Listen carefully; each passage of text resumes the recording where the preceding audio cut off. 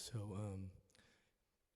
we went up to Chad Rippinger over the weekend. I think it was last week or the weekend before, Judy and I, and we went to a park afterwards just to have some lunch, grab a sandwich, And I do homeless ministry weekly usually, so I was kind of joking with Judy, saying, I'm taking the week off of homeless ministry, Well, it turns out the park had some homeless folks in it, And as we were eating, we just kind of, just having some conversation. All of a sudden, Judy happened to look over, and she saw like this blanket, and the people were like moving this blanket around, and she thought they were like just putting a bunch of stuff in the blanket or whatever it was. Well, it turns out there was a homeless guy in there that was ODing on, I think it was heroin and fentanyl too. And so we just kind of ran over and said, like, let's go pray for him, Excuse me. So I got my hair cut and lost my voice too.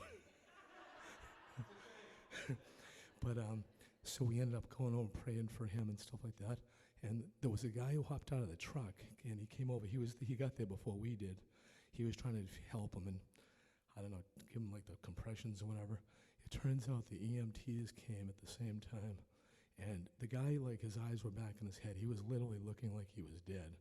And they ended up giving him some stuff, Narcan exactly, and he started convulsing and stuff like that and going back and forth. But anyway, as it turns out, they got him into the ambulance, and at the same time, Judy was talking to the guy who originally helped him from the truck and found out he was actually drinking and on some drugs at the time.